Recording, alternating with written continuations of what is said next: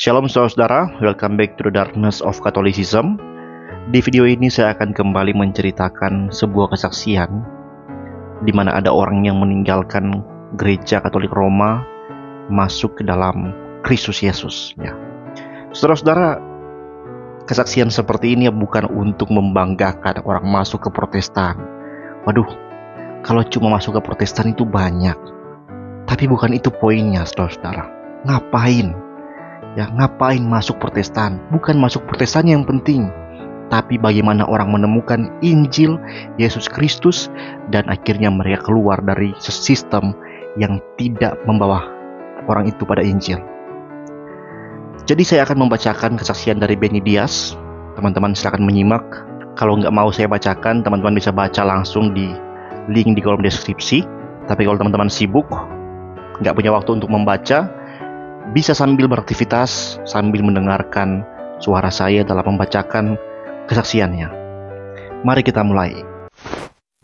Pada bulan Oktober tahun 1981, saya sedang mengunjungi seorang teman di rumah sakit. Saya dihadapkan oleh dia dengan pertanyaan, "Apakah kamu adalah orang percaya yang telah lahir baru dalam Tuhan Yesus Kristus menurut firman Allah?" Saya juga ditanya, "Apakah kamu ingin mengundang Tuhan Yesus ke dalam hatimu untuk menyelamatkanmu dan memberimu hidup yang kekal?" Ungkapan-ungkapan ini sangat asing bagi saya waktu itu. Teman saya kebetulan adalah seorang yang telah lahir baru dalam Tuhan Yesus Kristus, sementara saya belum. Di kamar rumah sakitnya, dia memberikan kepada saya dari Alkitab tentang bagaimana Allah dalam kasih dan anugerahnya yang agung telah menyediakan jalan bagi saya untuk menerima pengampunan atas semua dosa saya dan disucikan sepenuhnya. Dia menjelaskan bagaimana Allah mengutus anaknya yang tunggal untuk mati bagi saya, dan oleh pertolongan Roh Kudus saya disadarkan bahwa Yesus Kristus telah mati satu kali untuk selama-lamanya di kayu salib di Kalvari untuk menanggung dosa semua orang yang percaya dan berseru kepadanya. Air mata membasahi mata saya ketika saya mulai menyadari bahwa Yesus memikul salib, menumpahkan darahnya di salib itu, dicemooh, diludahi, dan dipukuli, semua itu untuk saya. Dari firman Tuhan yang mulia, saya melihat bagaimana Yesus kemudian mati, dikuburkan, dan bangkit dalam kemuliaan untuk menjadi juru selamat saya. Dia kini adalah satu-satunya jalan saya kepada Allah dan satu-satunya pengantara saya. Ya, saya menyadari bahwa saya membutuhkan keselamatan, dan sejak saat itu hingga hari ini, saya sadar bahwa keselamatan hanya datang melalui Yesus Kristus saja. Tidak ada seorang pun yang dapat menggantikan posisinya, dan dia tidak akan pernah mati lagi karena dia telah mati sekali untuk selama-lamanya di salib Kalvari hampir 2000 tahun yang lalu. Hari itu saya berdoa menerima Yesus Kristus dan percaya kepadanya sebagai Tuhan saya. Dan tahukah kamu, Dia menyelamatkan saya karena Dia telah berjanji dalam firman-Nya, yaitu Alkitab. Mungkin kamu bertanya-tanya, apa hubungannya semua ini dengan keputusan saya meninggalkan gereja Katolik Roma? Jawabannya adalah segalanya. Saya telah menjadi Katolik Roma selama 23 tahun sebelum pertobatan saya. Sebagai seorang Katolik, saya percaya banyak hal yang dianggap perlu untuk menjadi Katolik yang baik. Namun, saat saya bertobat dan dalam bulan-bulan setelahnya, saya mulai menyadari bahwa sebagian besar ajaran gereja Katolik Roma bertentangan dengan Alkitab. Saya tahu ini mungkin terdengar mengejutkan bagi sebagian orang, tapi saya percaya jika seseorang sungguh-sungguh mau membuka Alkitab di satu tangan dan doktrin gereja Katolik Roma di tangan yang lain, mereka pasti akan sampai pada kesimpulan yang sama. Dan dengan kesimpulan itu, seseorang akan dihadapkan pada pilihan mengikuti ajaran Roma Katolik atau mengikuti ajaran firman Tuhan yang kudus, yaitu Alkitab. Saya ingin dengan kasih dan berdasarkan Alkitab membagikan kepada Anda perbedaan-perbedaan itu. Saya berdoa kiranya Tuhan menggunakan informasi ini untuk membangun dan menolong Anda. Setelah saya lahir baru dalam Yesus Kristus dan dipimpin oleh Roh Kudus menurut Alkitab, firman-Nya, saya mulai menyadari bahwa ajaran-ajaran Gereja Katolik tidak selaras dengan kitab suci. Karena keterbatasan waktu dan ruang, saya hanya akan membagikan beberapa alasan utama mengapa saya meninggalkan Gereja Katolik Roma. Pertama, Gereja Katolik Roma mengajarkan bahwa imam-imam mereka memiliki dua kuasa utama. Yang pertama adalah kuasa untuk mengampuni dosa. Mereka percaya bahwa dosa-dosa umat dapat diampuni baik melalui pengakuan dosa pribadi maupun melalui pengampunan umum saat misa bersama. Kuasa kedua yang diklaim para imam Katolik adalah kuasa transubstansiasi. Dengan kuasa ini, mereka percaya bahwa imam memiliki kuasa untuk mengambil Tuhan Yesus dari tahtanya di surga, lalu mengubah tubuh, darah, jiwa, dan keilahiannya menjadi roti dan anggur setiap kali misa dirayakan. Mereka percaya bahwa Yesus dipersembahkan kembali sebagai korban yang berkelanjutan bagi dosa umat. Namun, mereka yang percaya pada karya keselamatan Kristus yang telah selesai di salib dan yang membaca Alkitab, mereka tahu bahwa Yesus telah mati sekali untuk selama-lamanya. Ibrani pasal 7-10. Yesus dengan jelas menyatakan di salib, "Sudah selesai." Yohanes 19 ayat 30. Alkitab juga menegaskan bahwa tidak ada manusia yang bisa mengampuni dosa. Sebaik atau setulus apapun dia, hanya Allah yang dapat mengampuni dosa. Markus 2 ayat 7.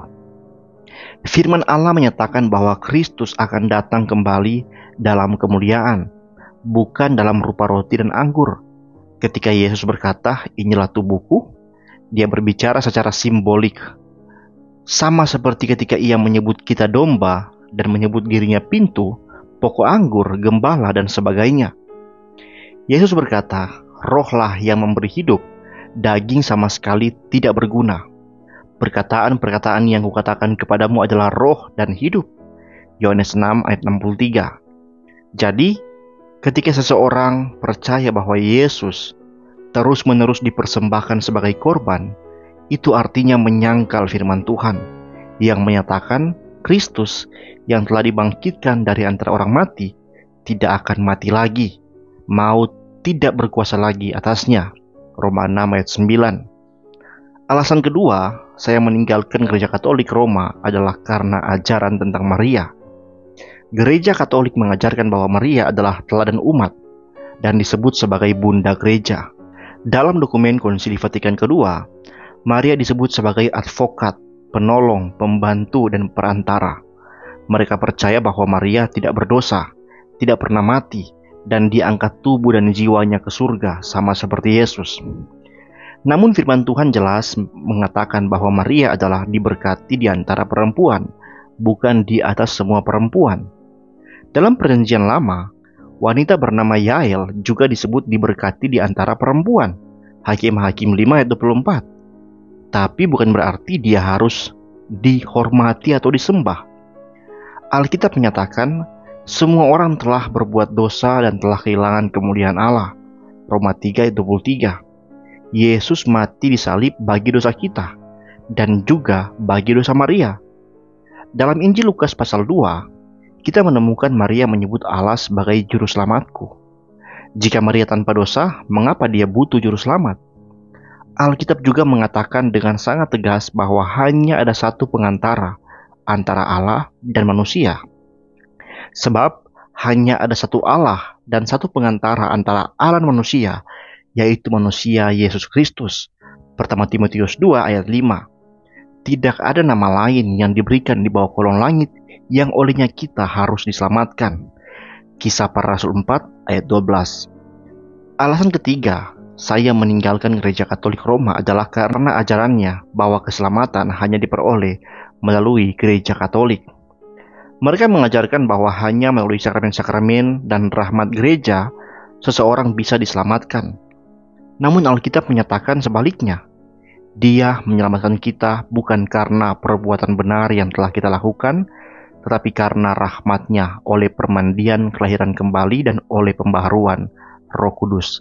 Titus 3 ayat 5. Bangsa ini memuliakan aku dengan bibirnya, padahal hatinya jauh daripadaku. Percuma mereka beribadah kepadaku, sebab ajaran yang mereka ajarkan adalah perintah manusia. Kamu mengabaikan perintah Allah untuk berpegang pada tradisi manusia. Dengan indah kamu menyisihkan perintah Allah supaya kamu dapat memelihara tradisimu. Kamu membatalkan firman Allah oleh tradisi yang kamu wariskan. Markus 7. Bukankah ini sebabnya kamu sesat? Karena kamu tidak mengerti kitab suci maupun kuasa Allah. Markus 12 ayat 24. Sebagai seorang Katolik, saya diajarkan banyak tradisi manusia yang difilosofikan sedemikian rupa agar tampak cocok dengan Alkitab. Tapi sesungguhnya saya tidak memahami kitab suci, dan saya juga tidak mengenal kuasa Allah. Namun setelah saya mengalami keselamatan dalam Kristus, perkataan Yesus menjadi nyata dalam hidup saya. Kamu akan mengetahui kebenaran, dan kebenaran itu akan memerdekakan kamu. Jika anak itu memerdekakan kamu, kamu benar-benar merdeka. Yohanes 8 ayat 32 dan 36. Di dalam gereja Katolik, saya tidak mengalami kemerdekaan itu. Saya tidak pernah punya jaminan keselamatan. Karena sebagai orang Katolik, keselamatan saya bergantung pada saya dan sakramen-sakramen, pada perantaraan Maria dan para orang kudus, serta pada pengampunan dosa melalui imam dalam pengakuan dosa dan korban misa. Saya belum mengenal anugerah keselamatan yang cuma-cuma dari Allah yang Maha Kuasa melalui iman kepada Yesus Kristus saja. Alasan lain saya meninggalkan gereja Katolik adalah karena ajaran tentang ketidakbersalahan Paus atau Pope Infallibility. Gereja Katolik mengajarkan bahwa Paus adalah penerus dari Simon Petrus. Mereka mengklaim bahwa Yesus memberikan otoritas gereja kepada Petrus, dan bersama juga itu memberikan karunia tidak bisa salah atau infallibility. Namun Alkitab justru menunjukkan hal yang berbeda. Petrus sendiri tidak pernah menyebut dirinya Paus atau Papa ya. Paus dalam bahasa Latin itu berarti Bapa begitu. Ia menyebut dirinya hanya sebagai penatua, 1 Petrus 5 ayat 1. Tidak ada bukti dalam kitab suci bahwa Petrus pernah pergi ke Roma. Sebaliknya, adalah Paulus yang dipanggil Allah untuk melayani jemaat di Roma. Bahkan dalam surat Paulus kepada jemaat Roma, tidak ada satupun salam ditunjukkan kepada Petrus, Roma 16. Di dalam Injil Matius, Yesus berkata bahwa ia akan membangun gerejanya atas dirinya sendiri, bukan atas Petrus. Dan jika Yesus benar-benar membangun gerejanya atas Petrus dan memberikan dia otoritas infalibel, mengapa beberapa ayat setelahnya Yesus justru menegur Petrus sebagai alat iblis? Matius 16 ayat 23. Mengapa dalam suratnya Petrus sendiri menyebut Yesus sebagai batu karang, bukan dirinya? 1 Petrus 2. Mengapa Paulus menyebut bahwa Kristus adalah batu karang itu? 1 Korintus 10 ayat 4. Dan jika Petrus memang infalibel, mengapa Paulus harus menegur dia secara langsung? Galatia 2 ayat 11-21. Sahabatku, jelaslah bahwa ajaran Petrus adalah Paus pertama, dan bahwa Paus nggak bisa salah, entah dia duduk di atas takhta atau berdiri di atas atap, itu tidak memiliki dasar Alkitabiah. Yang nyata adalah ini, hanya ada satu yang duduk di atas takhtanya, dan hanya dia satu-satunya yang menawarkan keselamatan, yaitu Yesus Kristus. Dan kelak dia akan menghakimi berdasarkan firman-Nya, bukan berdasarkan tradisi manusia. Saat seseorang mempelajari Alkitab, menjadi jelas bahwa firman Allah cukup pada dirinya sendiri. Firman itu tidak memerlukan tambahan kitab-kitab lain ataupun tradisi manusia. Alkitab adalah firman Allah. Alkitab adalah penyataan Allah yang lengkap kepada umat manusia. Namun, Gereja Katolik Roma tidak setuju dengan hal ini. Dalam dokumen resmi mereka tertulis, dengan demikian bukan dari kitab suci saja Gereja Katolik memperoleh kepastian akan segala sesuatu yang telah diwahyukan. Oleh karena itu, baik tradisi suci maupun kitab suci harus diterima dan dihormati dengan semangat kesalehan dan penghormatan yang sama. Tradisi suci dan kitab suci membentuk satu warisan suci tunggal dari firman Allah yang dipercayakan kepada Gereja Katolik. Tugas untuk menafsirkan firman Allah secara otentik, baik yang tertulis maupun yang disampaikan secara lisan, hanya dipercayakan kepada wewenang pengajaran gereja yang hidup atau magisterium. Tradisi suci, kitab suci, dan magisterium gereja menurut rancangan ilahi yang paling bijak, saling berkaitan dan tidak dapat berdiri sendiri-sendiri. Dokumen Konsili Vatikan II, Konstitusi Dogmatis Wahyu Ilahi bab 2 pasal 9-10. Dari sini jelaslah bahwa Gereja Katolik menolak otoritas tunggal Alkitab. Mereka mengklaim bahwa tradisi gereja juga berkontribusi terhadap keselamatan. Ajaran palsu inilah yang menjadi salah satu alasan saya keluar dari Gereja Katolik Roma. Alkitab menyatakan dengan tegas bahwa firman Allah berdiri sendiri. Kita tidak boleh menambahinya. Ulangan 4 ayat 2, Amsal 30 ayat 5-6, Wahyu 22 ayat 18-19. Keselamatan hanya datang melalui iman kepada Yesus Kristus menurut firman-Nya, bukan lewat tradisi dan kitab-kitab tambahan. Gereja Katolik juga memiliki Alkitab lain. Mereka menambahkan beberapa kitab apokrifa ke dalam Alkitab mereka pada tahun 1546, bersamaan dengan pengakuan resmi bahwa tradisi mereka setara dengan kitab suci. Namun, kitab-kitab itu bukanlah firman Allah. Pemeriksaan yang cermat akan membuktikan hal ini. Waspadalah supaya jangan ada orang yang menawan kamu dengan filsafat yang kosong dan palsu menurut ajaran turun-temurun manusia, menurut roh-roh dunia dan bukan menurut Kristus. Kolose 2 ayat 8. Tak seorang pun dapat membebaskan sesamanya atau membayar tebusan kepada Allah atasnya, karena tebusan untuk nyawa sangat mahal dan tidak pernah cukup. Mazmur 49 ayat 7-8. Manusia ditetapkan untuk mati satu kali saja dan setelah itu datang penghakiman. Ibrani 9 ayat 27. Tanggal 2 November diperingati oleh Gereja Katolik sebagai Hari Arwah semua orang beriman. Ini adalah waktu ketika umat Katolik mendoakan orang mati dan bahkan berdoa kepada mereka. Banyak dari mereka diyakini sedang berada di suatu tempat atau keadaan yang disebut api penyucian atau purgatorium. Gereja Katolik mengajarkan bahwa api penyucian adalah tempat penyucian bagi jiwa-jiwa yang telah meninggal dalam keadaan kasih karunia Allah, namun masih memerlukan pemurnian dari dosa-dosa ringan atau venial, dan hukuman temporal dari dosa berat atau mortal, yang sudah diampuni dosanya namun belum dilunasi hukumannya. Indulgensi adalah penghapusan hukuman dosa sementara yang diberikan oleh Gereja Katolik kepada seseorang yang dosanya telah diampuni. Dosa itu masih dianggap meninggalkan bekas atau akibat yang dapat ditebus melalui penderitaan, amal, atau karya baik. Indulgensi juga dapat dipersembahkan bagi jiwa-jiwa di api penyucian dengan harapan mempercepat waktu mereka keluar dari penderitaan atau mengurangi intensitasnya. Kamus Katolik Modern mendefinisikan api penyucian sebagai berikut.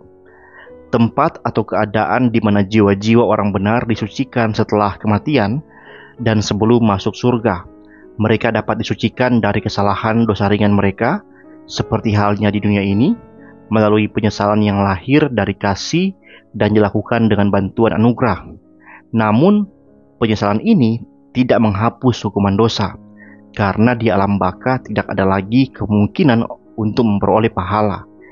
Jiwa-jiwa ini disucikan melalui penebusan atas hukuman sementara akibat dosa dengan cara menerima penderitaan yang dijatuhkan oleh Allah. Penderitaan di api penyucian tidak sama bagi semua orang, tetapi ditentukan sesuai tingkat dosa masing-masing.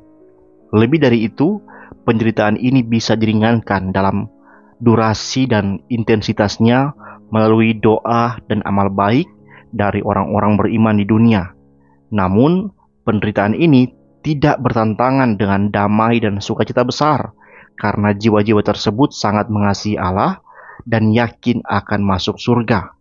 Sebagai anggota gereja yang menderita, jiwa-jiwa di api penyucian dapat menjadi perantara bagi orang-orang di dunia, dan karena itu orang-orang di dunia dianjurkan untuk memohon bantuan mereka.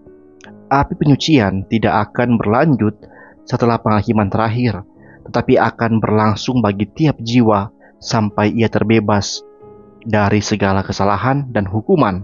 Segera setelah disucikan, jiwa itu akan masuk surga.